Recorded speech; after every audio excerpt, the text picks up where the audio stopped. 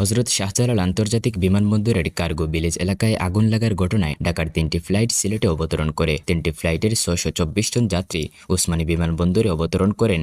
এর মধ্যে 13 জন যাত্রী ওসমানী বিমানবন্দর থেকে বেরিয়ে যান। ওই সময় বিমানের অভ্যন্তরীণ ফ্লাইটগুলো বাতিল হয়ে ভোগান্তিতে পড়েন যাত্রীরা। অবশেষে শনিবার রাত 9টার পর সিলেট ঢাকা রুটে বিমান চলাচল স্বাভাবিক হয়। ওসমানী আন্তর্জাতিক বিমানবন্দরের পরিচালক মোহাম্মদ হাফিজ আহমদ এ তথ্য নিশ্চিত করেছেন। তিনি বলেন, মালদ্বীপ থেকে 75 জন যাত্রী নিয়ে আসা ইউএস বাংলার ফ্লাইটটি রাত 9টা 22 মিনিটে ওসমানী আন্তর্জাতিক বিমানবন্দর থেকে 74 জন যাত্রী নিয়ে ঢাকার উদ্দেশ্যে ছেড়ে যায়। একজন যাত্রী সিলেটের বাসিন্দা হওয়ায় তিনি এখানেই থেকে যান। এরপর রাত 10টা 1 মিনিটের দিকে সিঙ্গাপুর থেকে 153 জন যাত্রী নিয়ে আসা বাংলা এক্সট্রা 310 ঢাকার উদ্দেশ্যে উড়াল দেয়। বিমানবন্দর সূত্র জানায়, এই বিমানবন্দরে ঢাকার 5টি ফ্লাইট ডাইভার্ট করা হলেও 3টি ফ্লাইট এসে অবতরণ করে। শাহজালাল আন্তর্জাতিক বিমানবন্দর রাত 9টায় চালু করায় অন্য বিমানগুলো ঢাকাতেই অবতরণ করবে। ওসমানী আন্তর্জাতিক বিমানবন্দরের পরিচালক মোহাম্মদ হাফিজ আহমদ আরও বলেন, একসাথে অনেক যাত্রী বিমানবন্দরে অবতরণ করায় ব্যাপক চাপ সামলাতে হয়েছে। শিডিউল বিপর্যয়ের কারণে যাত্রীরা ভোগান্তিতে পড়েন।